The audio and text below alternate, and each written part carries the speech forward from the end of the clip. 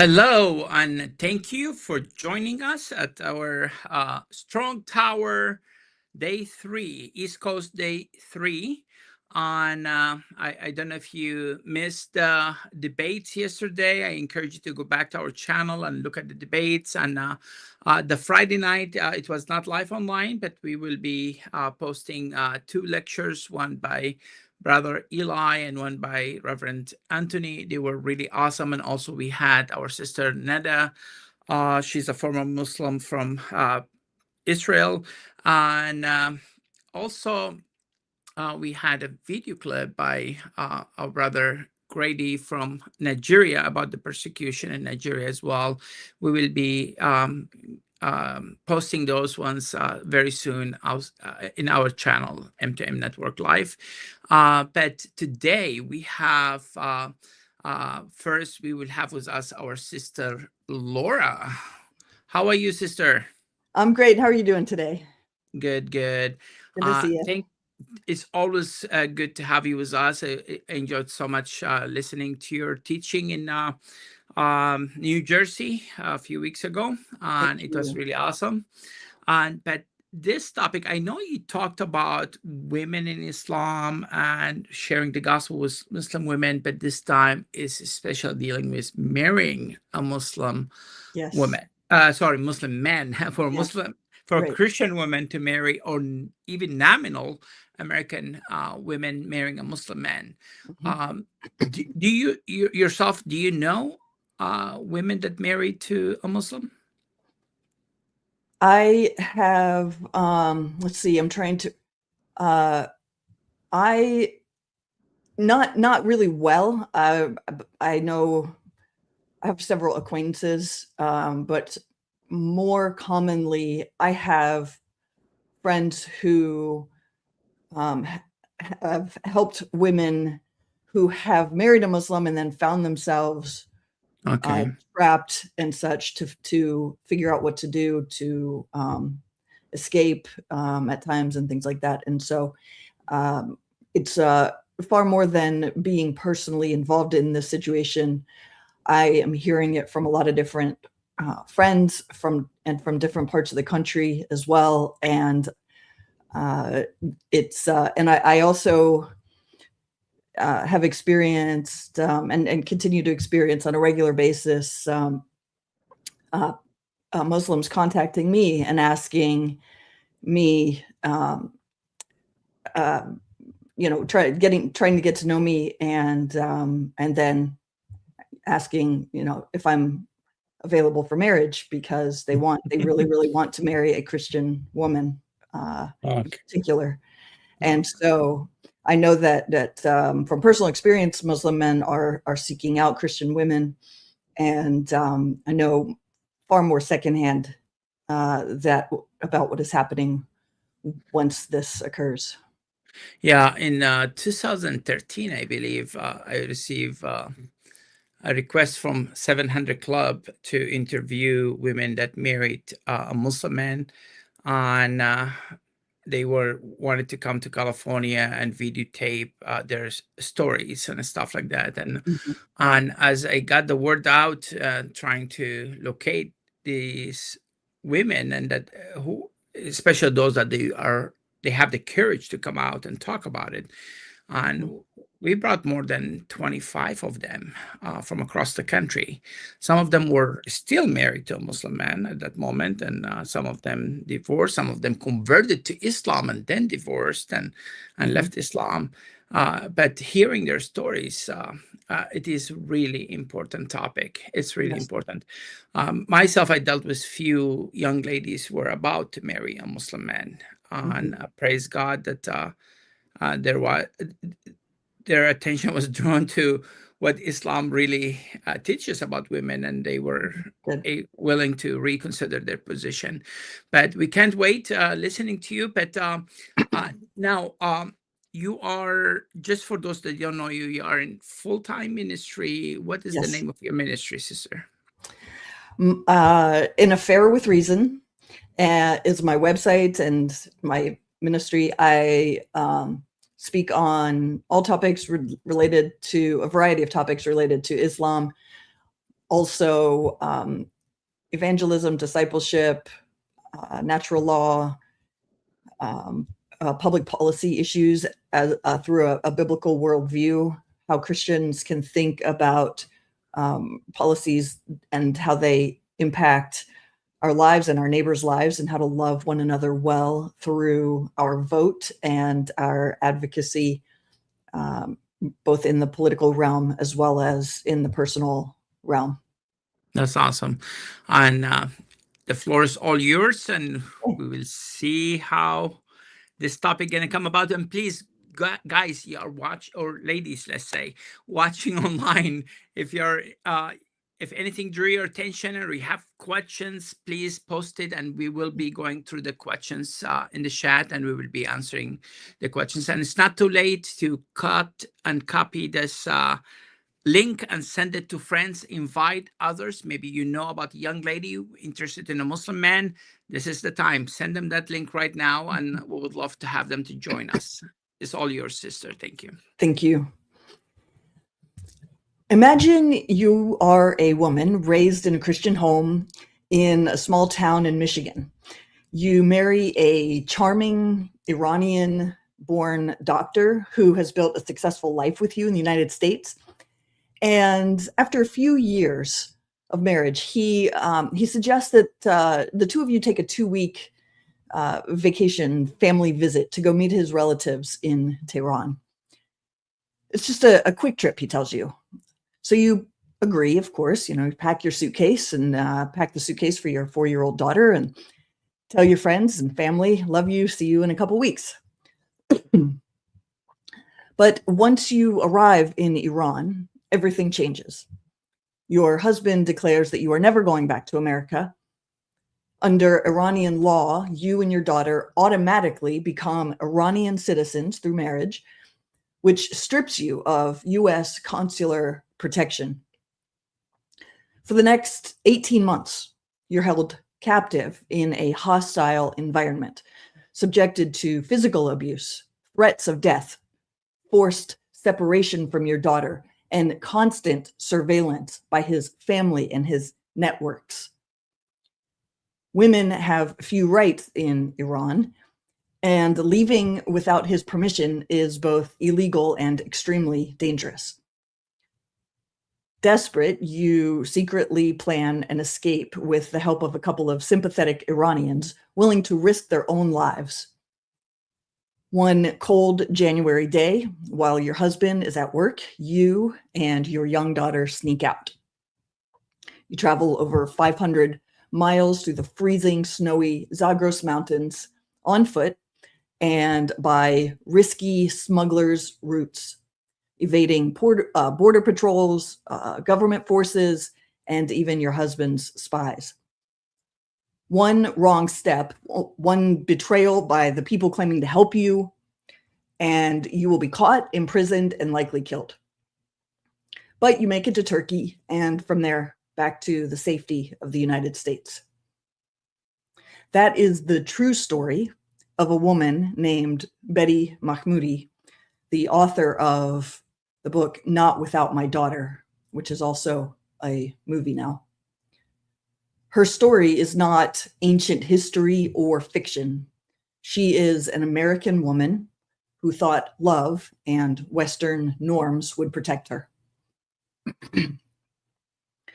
Or consider the story of Bethany Vieira, a bright, adventurous young woman from Washington State who, in 2011, moved to Saudi Arabia to teach at a women's university, earn her graduate degree, and start her own yoga studio. She met a charming Saudi businessman. They fell in love. They got married in Portugal in 2013, surrounded by friends and family, and soon welcomed a beautiful curly-haired daughter named Zaina into their family. For a while, life seemed like an exciting cross-cultural adventure. But before long, the marriage turned abusive. In 2019, after years of abuse, Bethany filed for divorce.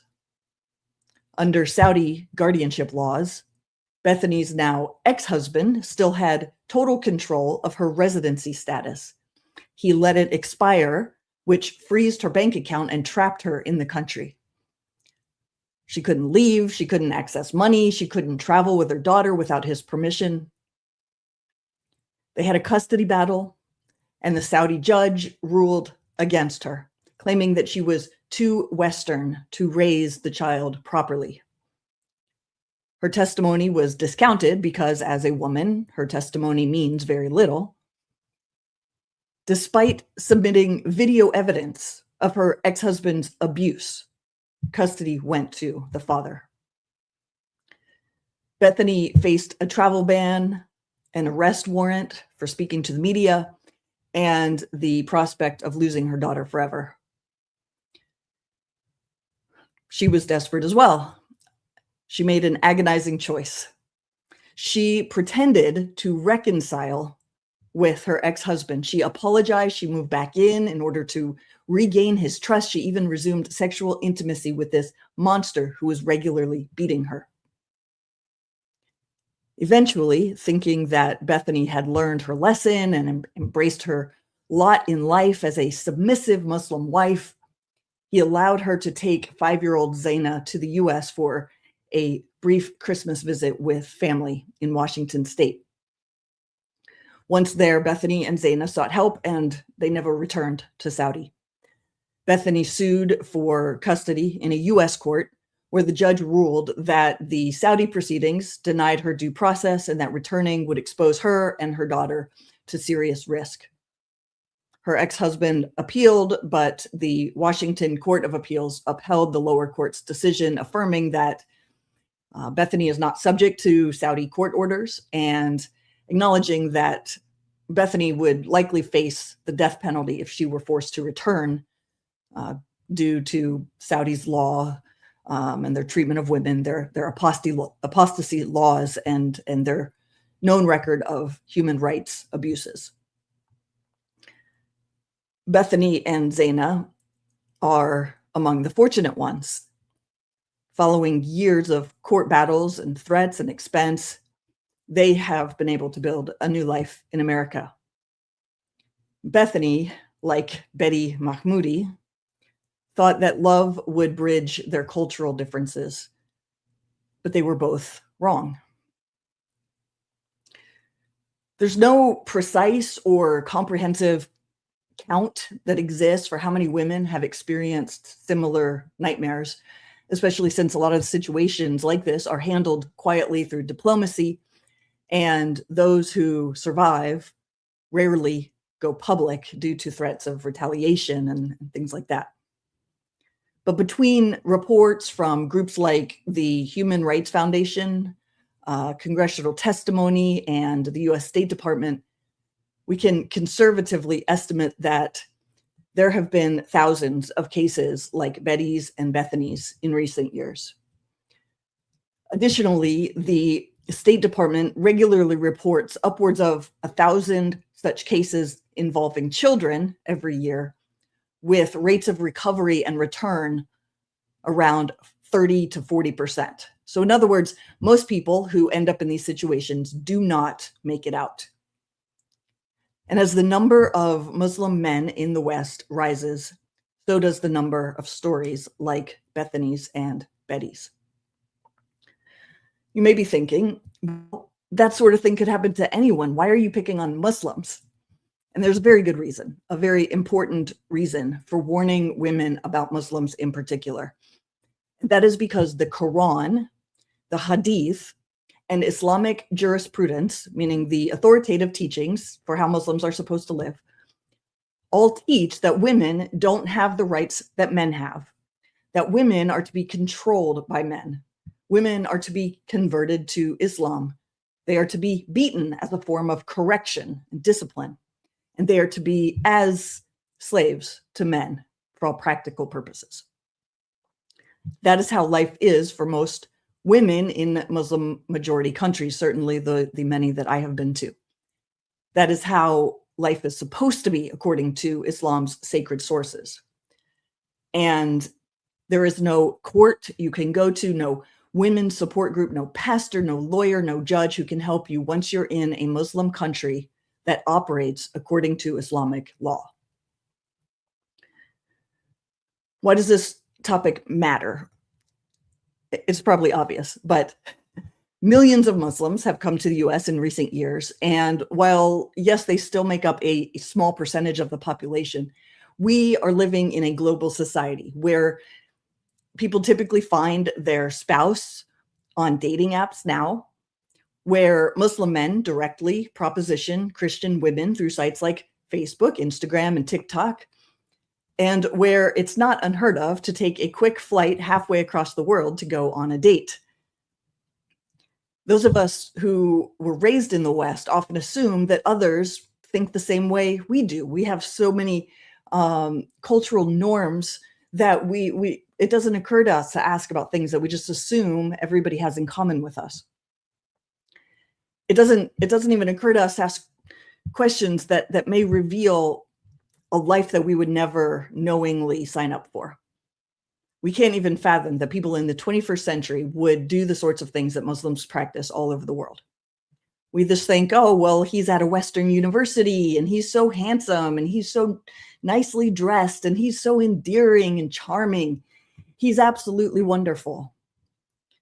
But the fact is, the sacred Islamic sources command and endorse horrible treatment of women. And global polling data shows significant ongoing support for those practices today. When someone tells you he is a Muslim, he is telling you that he believes the Quran is the word of Allah, perfect in all that it teaches and perfectly preserved, and that Muhammad is the messenger of Allah, the excellent pattern of conduct for all Muslims who is to be imitated and followed. But in order to obey the Quran and follow the example of Muhammad, we have to read the hadith, which record Muhammad's actions and his teachings, how he handled specific situations. So let's look at what the Quran teaches about women and marriage and what the hadith record as far as how Muhammad lived his life. Over the next 40 minutes or so, I plan to give you 7 major warnings that come directly from the teachings of Islam's most trusted sources, along with some polling data showing that Muslims still believe these things today in very large numbers. We're going to spend at least half the time on the first warning. So if you're thinking, oh my gosh, it's been 15 minutes and we're on warning number 1, the last 6 are actually going to go really quickly. So major warning number 1, in Islam, there is a huge power imbalance between men and women when it comes to autonomy, control, and discipline. The Quran teaches that men are in charge of women. And the reason is because men are superior to women. It calls for men to discipline and punish their wives for disobedience. If you're familiar with the Christian scriptures, you know that they teach that men and women are both created in the image of God, and therefore both sexes are endowed with inherent value and dignity and worth. Men and women complement each other. They may have different roles, different tendencies, different strengths, but each sex bears the image of God and is therefore equal in value and worth. Men and women both bring tremendous value to the partnership, or at least they're capable of doing so, even if that doesn't always happen in practice. A husband's body belongs to his wife, just as her body belongs to him. The relationship and care is mutual. The husband is called by God to love his wife the way Jesus loved the church and was willing to lay down his life for her. The wife is supposed to submit to that kind of love and leadership and sacrifice. Islam teaches something very different. According to Islam, men are in charge of women because Allah made men superior to women. That's in Quran 4, verse 34, which says men are in charge of women because Allah has made the one superior to the other and because they spend of their property. Women are to obey men in all things, including in all things in the bedroom. Quran 2:23 teaches that women are a man's field, his farmland, to plow and plant seeds any way he pleases. And one of the most respected commentaries on the Quran, Tafsir al-Jalalain, further elaborates on this verse, saying, Your women are a tillage for you. They are the place where you sow your seeds of your children. So come to your field, come to your tillage, the specified place, the front part, in whichever way you want, whether you stand up, sit down, lie down, from the front or from the back. There's no similar verse to women indicating that men and women are to give their bodies to one another in mutual respect or submission, as in the Christian scriptures. Rather, women are the tillage and men can plow them however they please.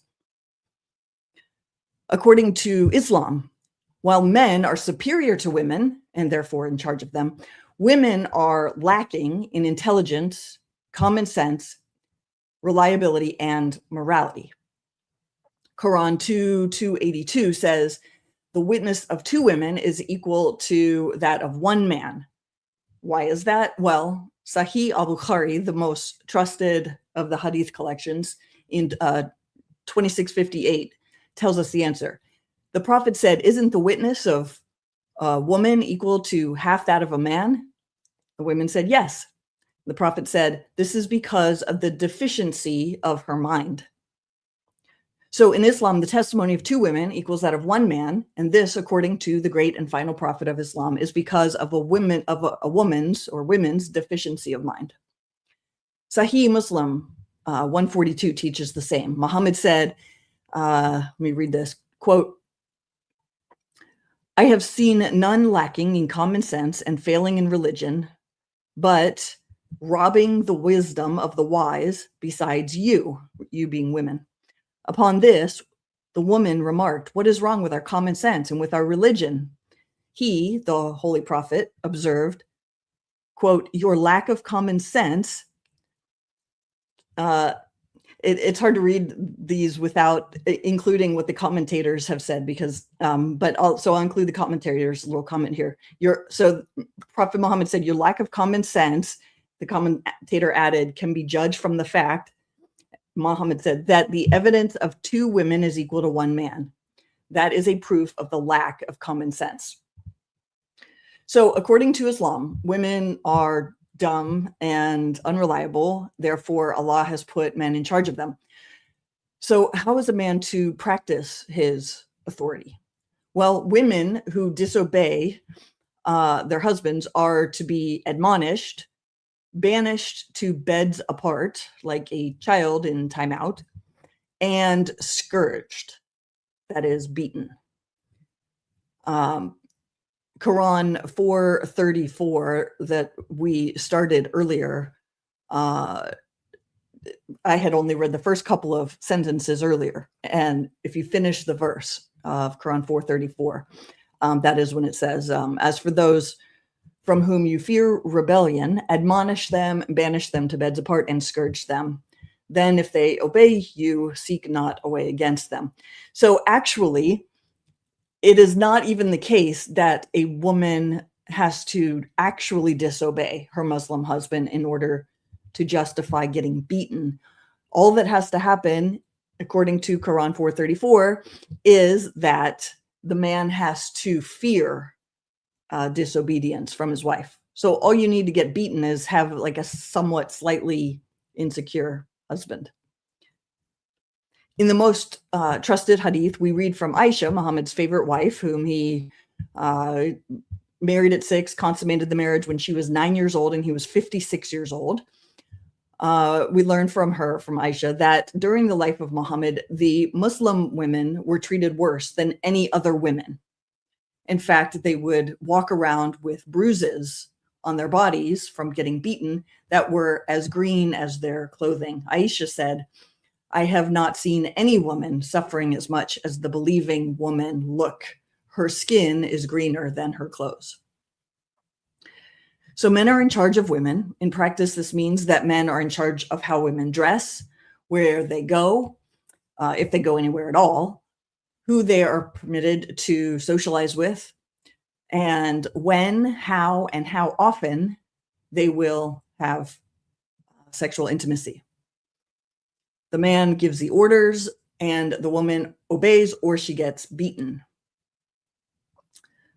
or the woman obeys and the man begins to fear disobedience and the woman gets beaten.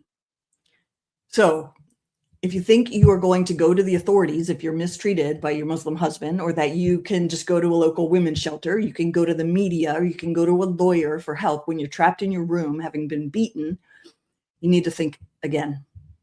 In countries that operate according to Sharia, according to Islamic law, you cannot count on anyone to come to your aid. They will punish you, the woman, for what your husband does to you.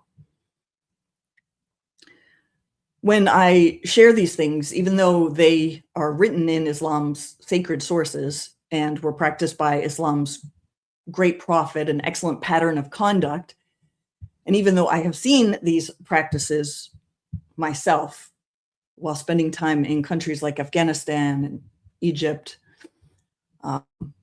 Burundi, many trusting Americans like to tell me that I must just be misinterpreting the Quran, or it must have just been that one area I was in. Although I have spent time in 35 countries and ministered to Muslims in at least a dozen of them. Or they will say, oh, well, it can't be as widespread as you think it is. There's just no way. Everybody, people of all religion do that anyway. However, several large-scale, reliable studies and surveys reveal that these attitudes and this abusive treatment of women that's taught in the Quran and taught in the Hadith are still held today by a majority of Muslims. For example, the Pew Research in, I believe it was 2013, showed that in nearly all 39 Muslim countries where they surveyed people, a majority of Muslims said, quote, a wife must obey her husband always. A wife must always obey her husband. The percentages were of people who agreed, of Muslims who agreed with that statement, that a wife must always obey her husband, were 96% in Malaysia. Give you a few examples. 94% in Afghanistan, 93% in Indonesia, 93% in Tunisia, 92% in Iraq, 92% in Morocco, across all of Southeast Asia, 93%, across South Asia, 88%, in the Middle East and North Africa, 87%. Additionally, UNICEF surveys show that a majority of Muslims believe a husband is justified in beating his wife for leaving the house without permission, arguing with her husband, neglecting the children, and that's however the husband defines neglecting the children, refusing sex, or burning the food.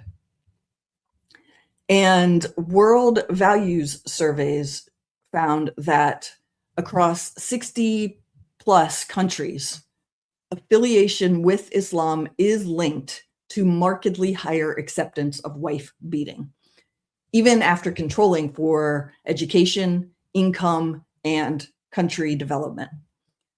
In 2010, in Afghanistan, 92% said wife beating is justified.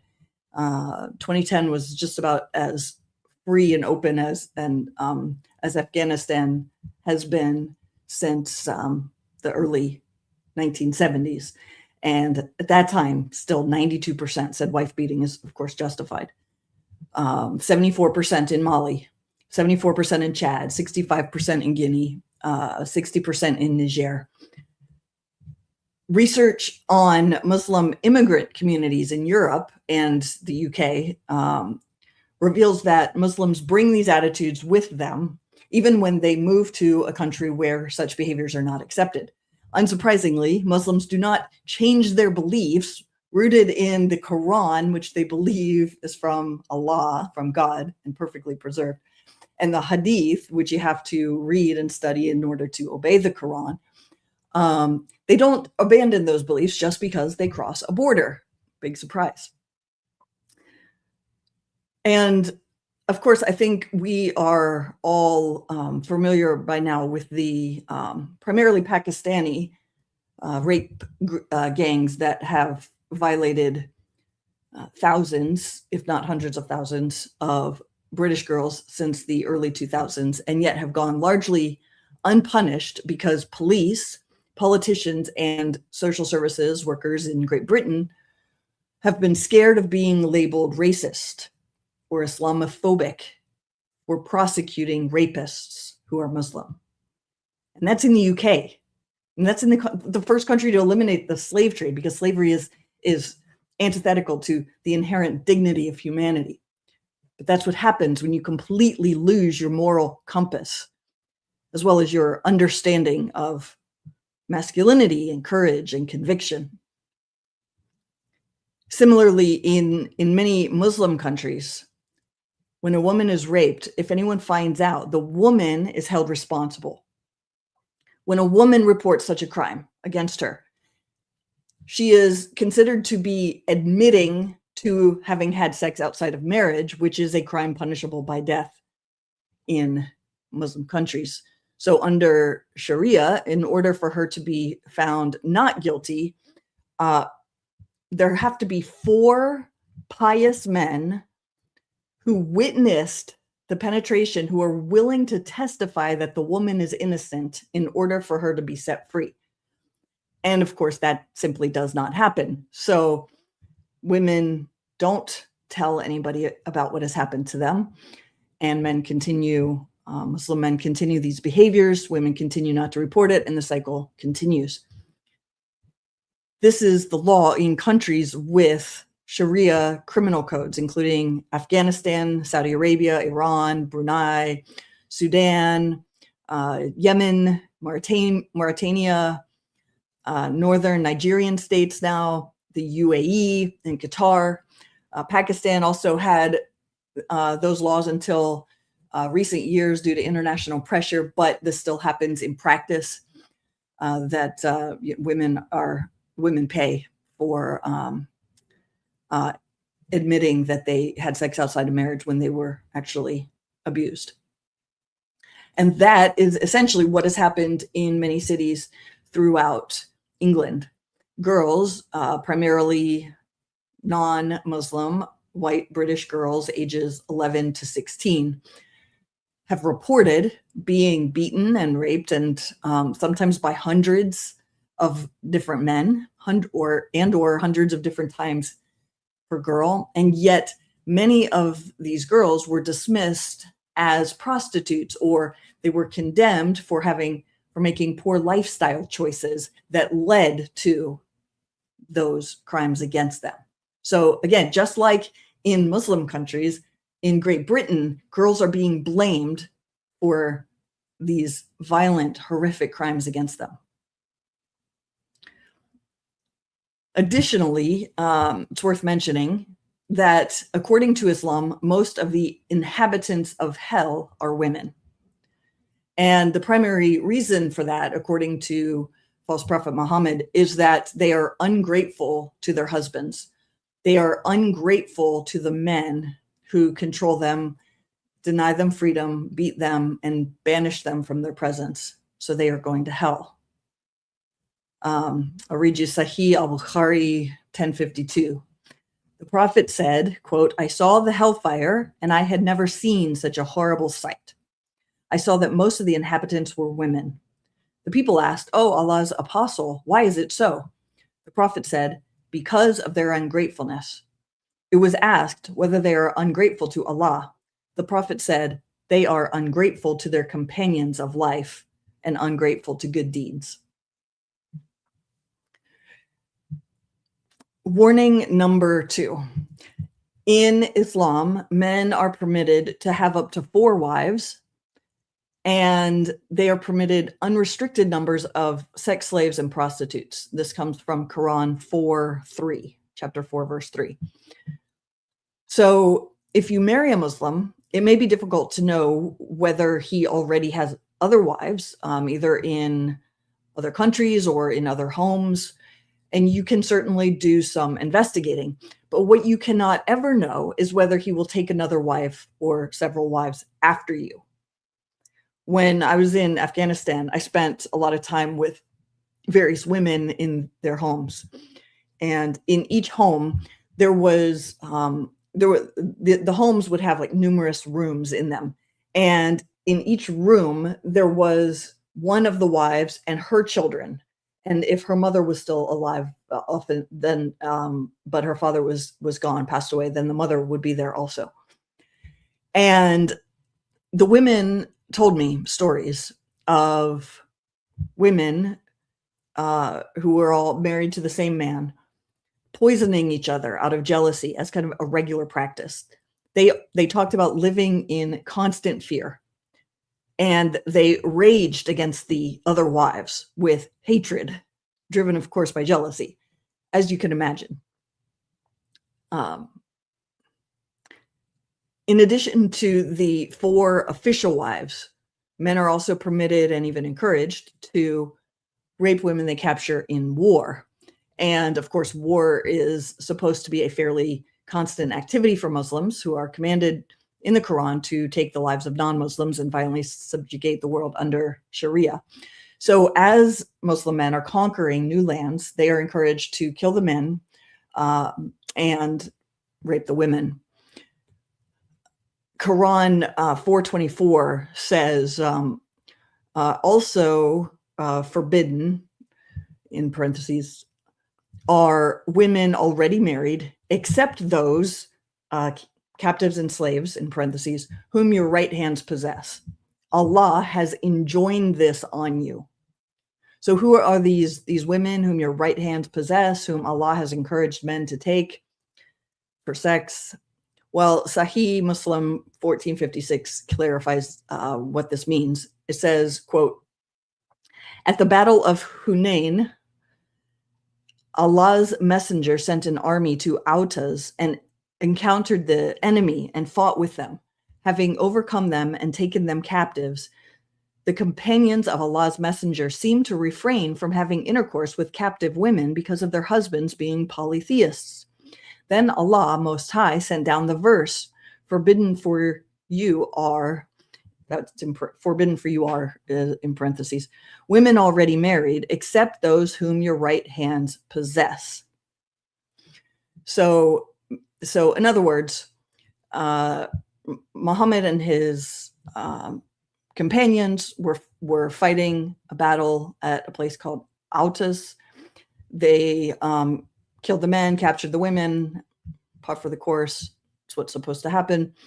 And the Muslim men were nervous about raping these captive women because of their husbands being polytheists. And Allah sent down a verse saying essentially these women are permitted for you, so go ahead, enjoy them.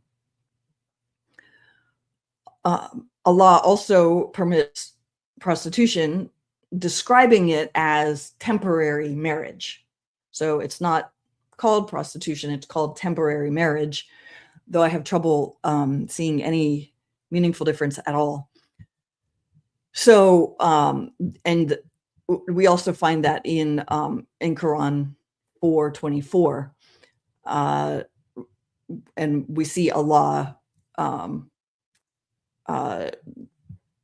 encouraging this behavior as long as you mutually state how long you're going to be married to this person. So what was happening, here's the background. People always ask for background context, and I tell them, well, you have to go to the hadith for any sort of background, and trust me, you're not gonna like the background on the things that I share. But what happened was Muhammad and his companions were fighting again. They were fighting a battle, killing the non-Muslims, taking over.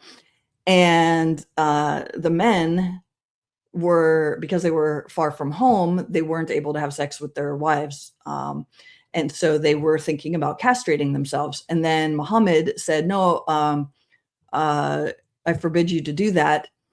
And then he gave permission to contract temporary marriage for a stipulated period of time by giving the woman a garment and reciting a verse. So, and then Abdullah, who was with them, recited a verse that said, "Those who believe do not make unlawful the good things which Allah has made lawful for you, and do not transgress. Allah does not like transgressors." So it's implying, if not just outright stating, it's probably more accurate, that that you should find women when you're traveling for war, find local women, contract temporary marriage with them for a specified period of time, and enjoy it because it's a good gift from Allah to enjoy that woman for a temporary period of time. Muslim men are also permitted to have sex with children as young as 9 years old. This, of course, comes from the excellent pattern of conduct, Muhammad. He, again, married a 6-year-old, consummated the marriage when she was 9 years old and he was 56 years old. And we see that all over the trusted hadith collections. A few of them, Sahih Bukhari 3896, Bukhari 3894, Bukhari 5158, Sahih Muslim 3310 and 3311, Bukhari 6130. It's all over the place. So if you haven't seen the documentary that's called Iraq's Secret Sex Trade, I highly recommend it. You'll see Muslim clerics arranging so-called temporary marriages for Muslim men. And in the documentary, men ask for younger and younger women. They ask for different specifications. And a Muslim cleric explains to the undercover BBC reporter that he can arrange marriages with girls as young as 9 years old. Anything younger than that, he says, no, that would be wrong. But as long as you want a 9-year-old, sure, we can arrange that. That, of course, is because of Muhammad and his pattern of conduct. What I think is actually possibly even worse than that is when the documentary launched and Muslims saw this, the overwhelming response was not to condemn the Muslim clerics who were setting up men with little girls or with prostitutes, but to try to get the documentary canceled. That was the response. Warning number 3. In Islam, there are huge disparities between men and women when it comes to divorce, finances, and inheritance. So with respect to divorce, men can initiate divorce by repeating a declaration of divorce 3 times. For a woman to initiate divorce, that requires proving that her husband harmed her and returning the dowry. Proving harm is, of course, very difficult since a woman's testimony is worth half that of a man. And women tend not to come to the aid of other women. Women are just kind of set up to be enemies of one another in Muslim cultures because a man can marry another woman at any time, just about. So every woman is competition for every other woman. Both Sharia family courts in Muslim majority countries and informal Sharia councils in the West routinely uphold these unequal rules. And Western prenuptial agreements are usually overridden if you are not in a Western court, which of course your Muslim husband is not going to allow if there's any choice at all. Pew Research in 2013 found that Muslims overwhelmingly favor religious judges handling their family and property disputes, not surprisingly. As far as inheritance, sons typically receive twice the inheritance that daughters are to receive, and there is no automatic shared property. So women are extremely vulnerable when it comes to divorce, as well as financial assets. That comes, by the way, from the Quran as well. Quran 4:11, Allah instructs you concerning your children, for the male, what is equal to the share of 2 females. Warning number 4, when the husband is Muslim, the children must also be raised Muslim. And in the case of a separation or divorce, custody usually goes to the man. So, and certainly after a very young age. So typically 7 years old for boys and puberty for girls. After those ages, children automatically go to the man, the husband. But as you heard earlier in the story with Bethany Vieira and her custody situation, her ex-husband was given custody in Saudi Arabia because she was too Western. And being too Western is seen throughout the Muslim world as disqualifying you to be a decent parent. So if you have a Western background and you get divorced to a Muslim, your children are almost certainly going to go to the man. If you marry a Muslim, then you have to raise your children Muslim. If you don't, you lose custody. If your child ever leaves Islam, the penalty for leaving Islam is death. And so you are, by marrying a Muslim, committing you and your children to Islam under penalty of death. Warning number 5, if you marry a Muslim, there is tremendous pressure to convert to Islam. There are blasphemy laws so that you could be killed for speaking anything that is deemed dishonoring to Muhammad. And there are apostasy laws, as I just mentioned, under which the penalty for leaving Islam is death. So there is no freedom of speech, freedom of conscience, freedom of religion under Sharia. These freedoms are actually Christian values adopted by Western nations because they were heavily influenced by Christianity when their founding documents were written. You will not find these freedoms in the Muslim world. If you succumb to the pressure and become a Muslim and then regret it, well, the price for freedom just got a lot higher. Sahih al-Bukhari says, whoever changed his Islamic religion, then kill him. Quran 489 also calls for death for those who leave Islam. Sahih Muslim as well, second most trusted hadith, also has passages that say that the penalty for apostasy is death. After a repentance period, you get a little repentance period to come back to Islam. Warning number 6 out of 7. Islamic cultures are honor-shame cultures in which people are kept in lockstep through social control. So reputation is everything in shame and honor cultures. Just about the worst thing you can do is embarrass your family. And if you do, the family has a duty to regain the family honor. And this often means things like honor killings. The family's entire reputation is tied to the obedience and chastity of their females, including very strict modesty and head coverings, things like that. So any sort of disobedience can result in the family conspiring to kill the family member who they feel brought shame upon them. In 2010, Phyllis Chesler studied honor killings worldwide. Her sample size was 210 known honor killings. No, sorry, 230 known honor killings. 130 of them were in the Muslim world, 33 in North America, 67 in Europe.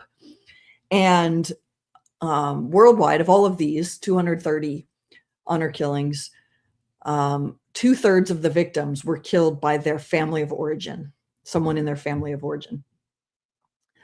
All but 5 of the victims were female. So 5 were male. All the rest, 225, were females. They're mostly young females. Just over half of the victims were girls who were killed by their father or their brothers. That is the most common scenario. About a quarter of them were killed by their boyfriend or their husband. In Europe, from this study, 96% of the honor killings in Europe involved Muslim perpetrators. The remaining 4% were Sikhs and Hindus. And the motives for these honor killings were often westernization or disobedience to the man's controlling command. Worldwide, more than half of the victims were tortured. So they did not die instantly, but in agony. In North America, over a third of the victims were tortured. In Europe, 2/3 were tortured. In the Muslim world, half were tortured. And torture, when I say torture, that included being raped or being gang raped, being strangled, being bludgeoned to death, being stabbed up to 40 times, being stoned or burned to death, being beheaded, or having one's throat slashed. Worldwide, 58% of the victims were murdered for being too Western. So there's that phrase again. That is the exact wording that was used by the perpetrators to justify their killing their loved one, their family member. She was too Western.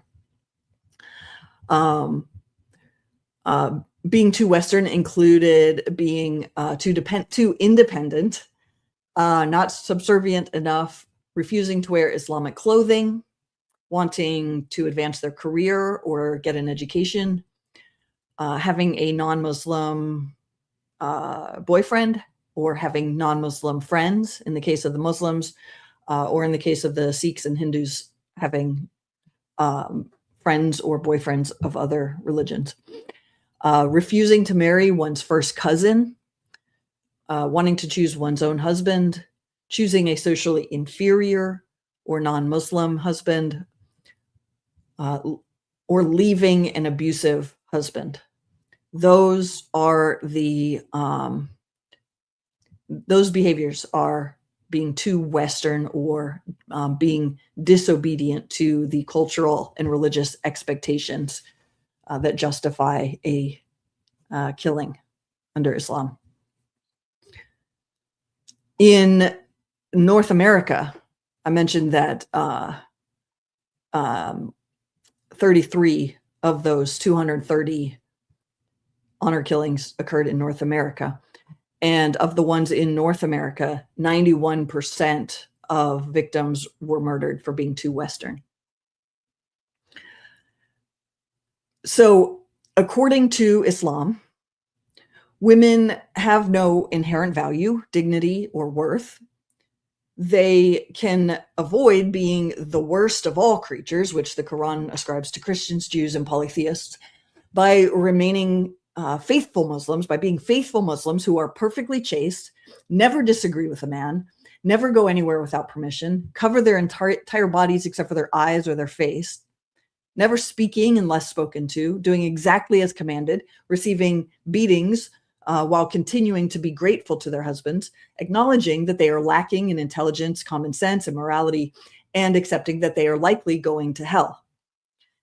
This is the most common life for Muslim women, not only in the Islamic sacred sources, but also today. These attitudes and behaviors, again, do not change just because a Muslim crosses a border. Although right now there are few enough Muslims in North America that we are currently protected by law. So they may be deterred by the law in North America. But their beliefs, and the convictions and the willingness to do such things remains. But as the number of Muslims in the US grows, and as Sharia is implemented in Muslim communities, even if unofficially, those protections will disappear. So what can be done? What is the call to action? Well, first, do not date a Muslim. Do not marry a Muslim. I hate to say this, but be cautious even about trusting a Muslim. Their excellent pattern of conduct was a deceiver who deceived people in order to assassinate them. The God of the Quran, Allah, boasts of being the best of deceivers and of deceiving people on numerous occasions. Deception is part of Islam. The Quran and the Hadith permit Muslims to lie and deceive, just like Allah and just like Muhammad. Point number 2, like call to action number 2. What can we do besides, okay, Don't date a Muslim. Don't marry a Muslim. Protect your loved ones by teaching them the truth about Islam. It is not a great Abrahamic religion. It is a great satanic lie. Everyone needs to know this. Islam will destroy whatever culture it infiltrates.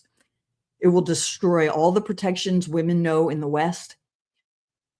Welcoming Islam into our institutions, our neighborhoods, our society is like playing with fire. It's not going to go very well.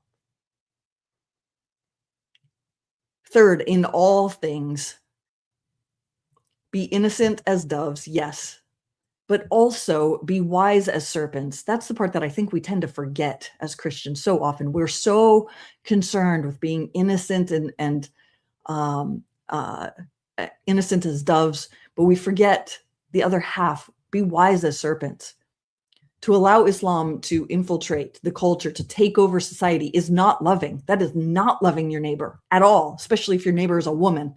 But regardless, if whoever your neighbor is, even men, Islam is not good for anybody. It is not loving for anybody. It is like inviting cancer to spread all throughout your body just because it would be intolerant to stop it. It's absolute foolishness. You must stop cancer, and we must stop Islam. But fourth, trust God in all things. Islam is a very scary topic. It's a very scary topic. And understandably, people have told me, okay, I don't want to hear anymore. I can't hear anymore. I can't handle this. I'm traumatized already.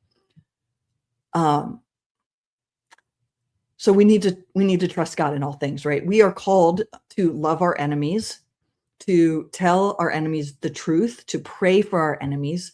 So what does that look like? Well, we pray for Muslims. We tell them the truth of the good news that will lead them to eternal life. We can support missionaries who are reaching out to Muslims, both in the US and abroad. There is tremendous value now for and a tremendous need to support people who minister to Muslims in the United States. You do not need someone to go to a new place with a new language and a new culture where they are an outsider in order to minister well to Muslims.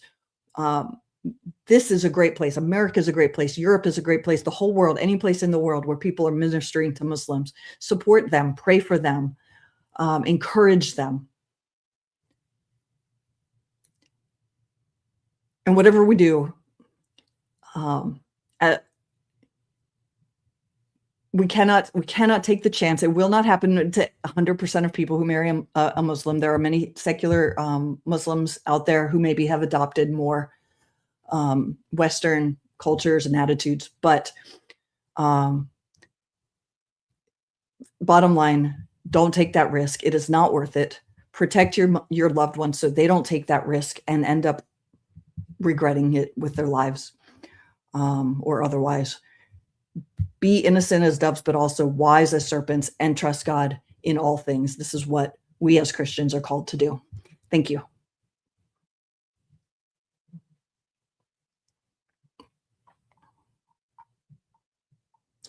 Brother, you're Yes, muted. I am muted. I always do that. Can you believe that? I know. I don't know how long I've been doing this, and I always mute myself before I talk. This is really great topic, and I would like to bring also Pastor Olin with us. And yeah, you started with sharing about not without my daughter. Yes. Yeah, a friend of mine, she's in Troy, Michigan. She knows the mother, not the daughter, the mother was that her story. It's really powerful story, and I do encourage people to watch that movie, Not Without My Daughter. This is the reality, and it's heartbreaking to see all these cases happen in the United States of America. It's just I'm sure it's surprising to many people. Pastor Olin.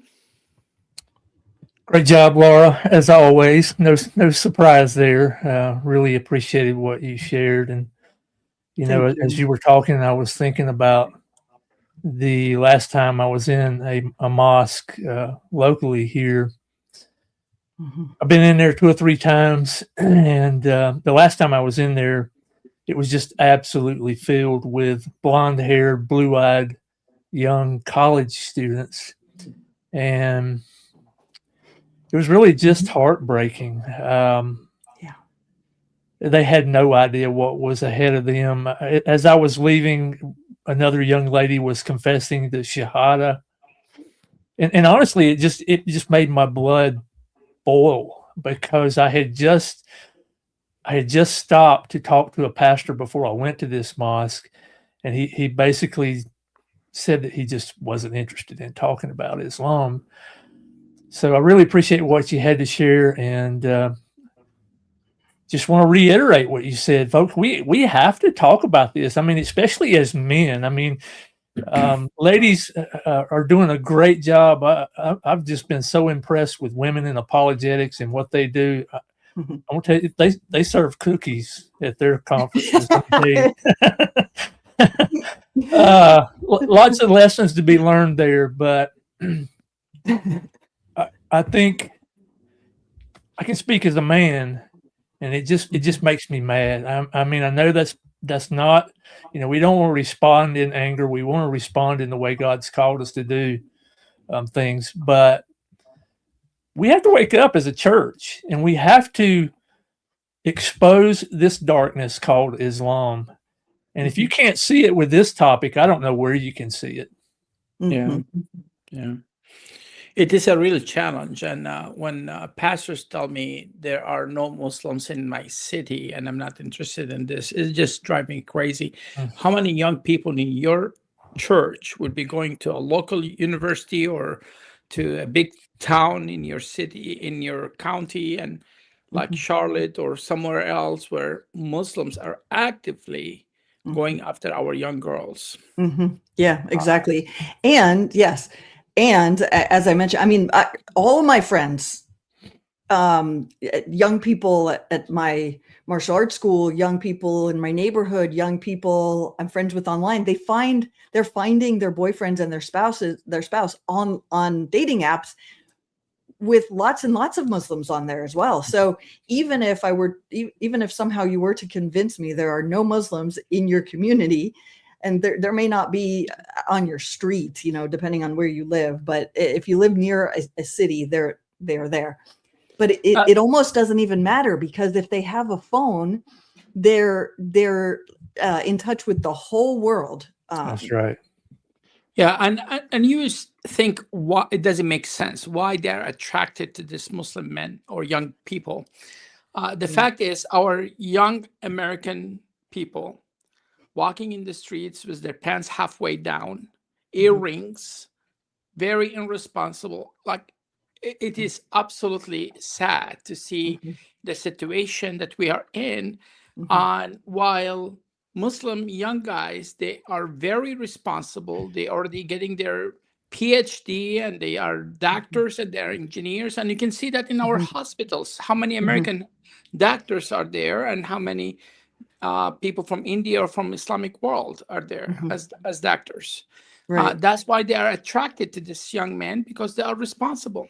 Mhm. This is a fact. This is something that's happening, but also as a reason because they see the outside of Islam look like a holy religion, bowing Mhm. down, standing up. They cover their Mhm. women, but Islam anything but holy, Mhm. and Mhm. it comes down to the fact that they're ignorant about Mhm. Islam. I see that in the Islamic world, people are leaving Islam because Mhm. they Right. already are sick of Islam. They know the Mhm. facts, what Islam really is. But Right. Islam expanding in the West because Right. people are ignorant about it. But Right. sadly, because You're stealing my the, thunder, George. the responsibility coming back to our pastors and leaders are not Mhm. doing their job to Mhm. expose this topic. Mhm. This is very, very important. Mhm. Mhm. Yeah. I think, I suspect, the critical race theory has a bit to do with this as well. Young women, I think, are being I know are being convinced that that whiteness is some sort of evil, that the way to gain a voice and value in the West now is by being in a victim People of group. color.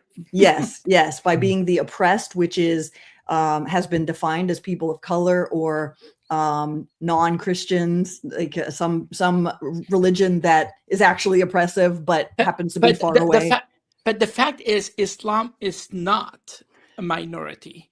I know, Islam right? is 1/4 of the world population, Right. and they are not victims. They are not victims. They are not Let's oppressed. make a list of every country being occupied by the West and see how many of them being freed. Let's Right. go to the Islamic list of people that they being occupied by Islam. Right. Sudan, where I was born, it's not very good. Get back again to us as Africans or as Christians. It being occupied until today. Egypt being occupied. Tunisia, Indonesia, all these countries are being conquered by Nigeria the sword. is All being taken until over now. by sword. Yep. Exactly. Absolutely. Exactly. All these Yeah. countries are not getting their freedom back. Yep. Are not getting. Islam is an occupier. They are not Yes. minority. They are the play oppressor. the game. They are playing the game sometimes when they say we are Palestinians to be under the category of being a victim, but they are Muslims. It is one group, Islam. And if they want to go back, like even when it comes back to the topic of Israel and Palestine, if they want to go back to 1948, I'd rather to go back to 680. And even Muhammad, to take over Saudi Arabia, he had to kill 3 tribes of Jews in order to take out that part of the world. Right. If they want to go back, I would rather to go back to 680. Yes, exactly. Exactly. So yeah, so we need to be speaking the truth about Islam. It is I think the ultimate oppressor worldview, religion, group. Absolutely. And if you want, if you want victim points or whatever, well, let me tell you about Jesus. Let me tell you about Christianity, because Christians are actually the most oppressed group Absolutely in the world. But somehow people living in America and Western Europe are just absolutely clueless to this. Absolutely clueless. They've been taught a lie from the age they were too young to investigate things themselves. Now they hardly even question it anymore. It's what I've always known. But it has to be questioned. It is absolutely untrue that Islam is some sort of minority, victim oppressed group. It is the ultimate oppressor. If you don't want to be an oppressor, you do not want to be a part of Islam. Yeah, I know we showed this video on Friday. Before we take the questions, I would like just to take a couple minutes to remember our brothers and sisters in Nigeria. I would like to share this video with you guys. Where I'm standing right now is a place in Nigeria, precisely Jos, Nigeria. And where I'm standing is where you have over 500 persons, specifically men and women and children, but for the most part, women and children, where they are actually buried. Now, they were buried here as a result of the fact that on the 7th of March 2010, there was a massacre that took place over the night to the dawn of the morning, meaning that this happened throughout the night. And in the morning, where people wake up, they discover that over 500 persons have died. Now, out of these 500 persons, we have children, we have women who were helpless, and of course, men. Now, I know that a couple of people are saying that this is a sort of clash, an ethnic clash. What kind of ethnic clash happens in the night when people are sleeping? They came upon them and they slaughtered them like ram. Now, how do you explain that as an ethnic clash, if not for genocide? Now, this has happened over the years, and this is one of the largest number that we have. Now, behind me here is where these people are buried, and of course, it was a mass burial. So if you're sitting down in your comfort zone, and you're saying that all of the reportings of the killings that have been shown to you in videos and pictures are made up, or that these things are over bloated and exaggerated, you have no excuse to say that any further. Because where I'm standing right now is a testimony and a witness against that. Because right here, over 500 persons actually were buried. And you can see their names. Look at the names. From 100 to 189, then 252 right here. If you go to the back, you're going to see that these numbers start from 253 up until 501. These are not just numbers. These are humans, women, children, and men. So if you're thinking that this is made up, you need to have a rethink. But more importantly, what if those who died here are your relatives? What if the children that died here are your own children? What if the men that died here are your own husband? Would you still be saying what you are saying? And what I want you to know is that this information that is coming out right here is real, is authentic, and the best you can do is to spread this information. Let people know that indeed there is genocide in this nation. Thank you and God bless.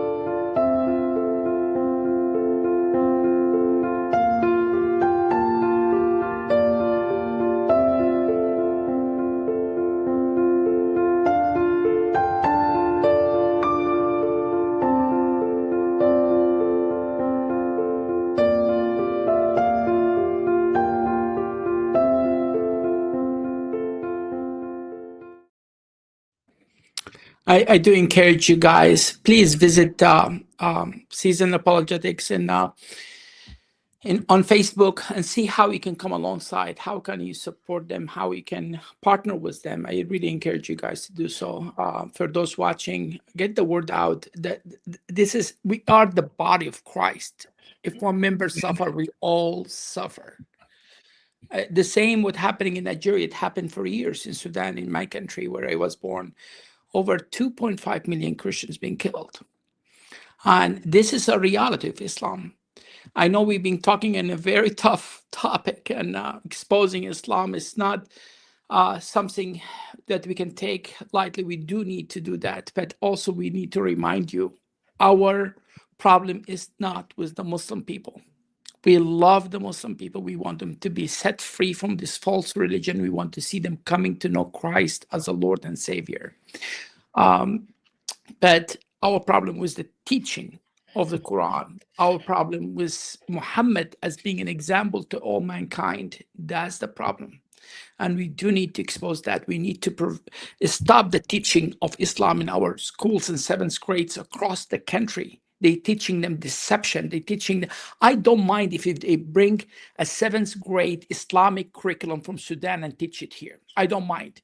But to teach them a watered down Islam to look beautiful, that's my problem. The deception part I have a problem with. They say, oh, we cannot mention killing and stuff that are young kids. But in sixth grade, the year prior, they've been pushing Christianity as the Crusaders being part of Christianity. They did not have a problem talking about killing and blood when it comes to Christianity. Crusaders have nothing to do with the biblical teaching. There's nowhere in the Bible command us to carry sword and kill and force people to become. And I don't know, even this is a huge topic. I do believe that the Crusaders will respond to Islamic violence. I do believe that. Yeah. But they cannot link that as a biblical teaching, that the way they responded. Right. But anyway, brother, can you see if there's any questions? Well, I starred one, and there's been quite the conversation here in the chat, but I'll go ahead and put it up.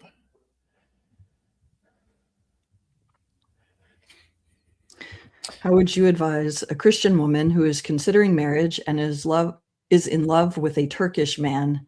Does he not seem concerned? He does not seem concerned. She is a Christian and she does not want to hurt her witness toward him. Okay, I'm Olin, can you tell from the chat, this Turkish man, it sounds like, is he a Muslim then? He's a Muslim? Yeah. Okay. Yeah. Because if he's this is probably obvious, but I'll go ahead and state the obvious in case it's not. If someone is a Turkish Christian or a Nigerian Christian or a Sudanese Christian, then great, awesome. get married, have children, enjoy your life together. But yeah, a Muslim, a Turkish Muslim. So this idea that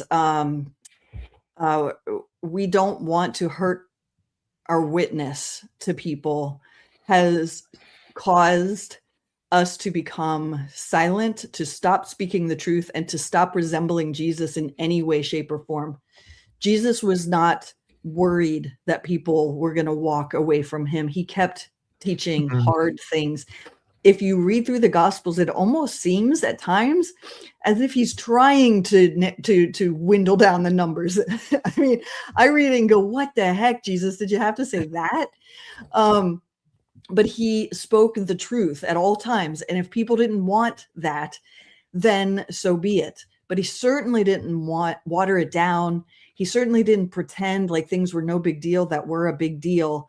Out of fear of hurting his witness, out of concern that people might not want the truth. He spoke the truth and allowed people to make their choices. And we need to do the same. We have to speak the truth. We don't need to be unnecessarily rude or rude at all, but unnecessarily offensive, as has been said for millennia. The gospel is offensive enough, but we cannot eliminate all offense. We cannot live out of fear of hurting our witness to the point that we say, "Oh, well, why don't we, I just won't speak about such and such sin to my children because I don't want to offend them, or I won't tell them about this because I don't want to hurt my witness." We have to speak the truth. And I would advise a Christian woman who is considering marriage and is in love with a Muslim to explain to him, "Look, I love you. I have all the feelings for you. I would love, you're just amazing and wonderful in every way," if that's true. But my commitment to Christ is the most important thing in my life. I know that God instructs me for my good, not to ruin my fun, but for my good and for the good of the church and for the glory of God. He instructs me in the way that I should go. And that does not involve or allow for marrying a Muslim. We're supposed to be equally yoked. We're and there's a reason for that, and that is for our good. And so you are amazing, Mr. Turkish Hottie. You're amazing and wonderful, but I cannot marry you. Yes, exactly. Thank you. 2 Corinthians 6:14. Do not be unequally yoked. I'll tell you something. I have a friend, he may even be watching, who contacted me a while back and asked me after finding out that I was not available, he asked me if I would set him up with a Christian, and because he really wants to marry a Christian woman. And he's not the only one. This happens actually quite frequently on social media these days. But he really wants to marry a Christian woman. And I told him, I said, "Look, you seem like a great guy, and you seem like you'd be a great friend. You'd probably be a great husband. But as a follower of Christ, I cannot set you up with a Christian woman. It would be in disobedience to our scriptures. It would be, in my estimation, completely unwise for many reasons. And you just need to know up front, I'm not going to do that. And it's not even necessarily personal, but as long as you're a Muslim, there is no way on earth I'm going to set you up with a Christian woman."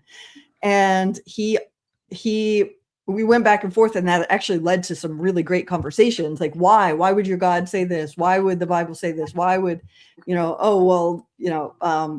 what is it about Islam, or what is it about my beliefs that, and we've had amazing spiritual conversations since then about what is good and true.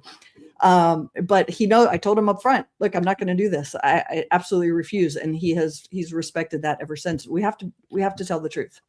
Yeah. The idea that a Muslim man is allowed to marry a Christian lady, but no Christian man allowed to marry a Muslim woman. Why? Because man is superior, man is in power. Right. They hoping after they marry a Christian woman, and it maybe not look like a problem in the beginning, but once they have kids, that's when the problems comes. They want the kids to be raised up as Muslim kids. Right. Myself, I have a cousin that she is married to a Muslim, and that was an issue after they have kids. Now, but why they allowing to marry Christian women? The verse says, don't marry from the polytheist, mushrikeen. Yeah, polytheist. But marry from the Christians. Wait a minute. We believe in the triune God from day one. It is in the Quran. Christians believe in 3 gods, even though we don't believe in 3 gods. Right. In the Quran, it says that Allah asking Jesus, did he tell the people to take you and your mother 2 gods beside me? And they added the Trinity to the Trinity Mary as well. It seems like Allah very confused and uninformed what the Bible teaches. Yes. If Christians believe in 3 gods the way Allah understand it, why in the world the Quran or Muhammad in another way, because I don't believe there's Allah exists, that they say you don't marry from those mushrikeen that believe in multiple gods, but marry from the Christians, the people of the book. He did not say Jews only or something like. He said people of the book, and that's always meant Christian and Jews. If we believe in Father, Mother, and Son, or we believe in 3 gods the way Allah understood it, why in the world Muslim men allowed to marry Christian women? But also, and another side of this, a lot of time when I talk to these young girls that in love with a Muslim man, he's not really following Islam. He's very nominal. He's very, very, very peaceful. And I remember when I told you earlier, when we had to bring around 25 women from across the country to be interviewed by 700 Club. David Wood was one of the speakers at that conference as well. And as I picked him up, we're driving there. He said, stop by this liquor store, stop by this liquor store. David, what are you doing? And he go inside and coming out with a cigarette pack and put it in pockets. David, you don't smoke. Why you have a cigarette? I say, you wait, you will see. Then we go to the church, and he used that cigarette box as for his topic. He read the warning. If you smoke, you will have higher possibility of getting cancer. It does not mean everybody smokes gonna get cancer, but you have a higher possibility of getting cancer. Right. The same thing, Muslim, even if they are nominal today, if they come in a point of their life where they want to repent and be a good Muslims, who they gonna take as an example? Muhammad.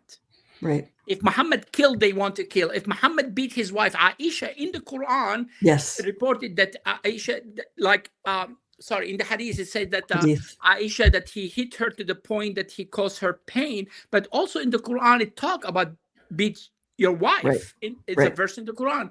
And because the Quran says Muhammad is an example to all mankind, they must take him as a moral example. If Muhammad beat his wife, they must do the same. If that secular, peaceful, nice boy one day want to be a good Muslim, he will have to treat you as a good Muslim. Right. Yep. Exactly. Yeah. And I would probably. I mean, I'm a little different, but I would be inclined with the Turkish man to ask him, like, why call yourself a Muslim if you're not going to obey the scriptures? Why, like, in what way are you a Muslim? If it's okay, well, you're disobeying if you're not willing, if you're not going to strike your wife when you fear disobedience from her, then you're just straight up saying, I'm going to disobey the Quran, and I'm going to, I call myself a Muslim and actively do the opposite of what it says.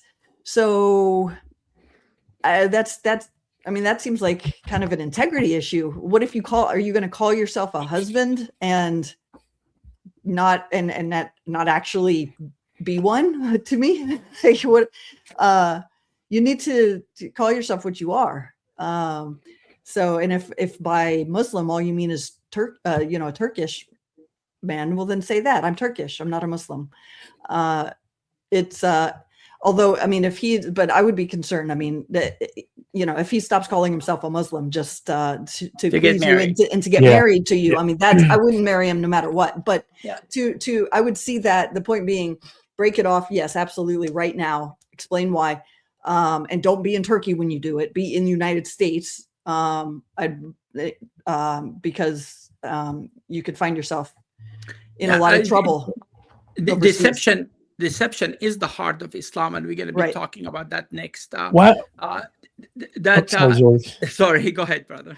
I'm sorry. I thought you were done. I didn't mean to interrupt you, but I was thinking, why would you marry somebody who exemplifies Muhammad? You deserve much better. Yeah. The Bible says that a husband is to love his wife as Christ loved the church. How did he love the church? He laid down his life for her. That's the kind of husband you want. That's the kind of husband you deserve. Yeah, deception is the heart of Islam.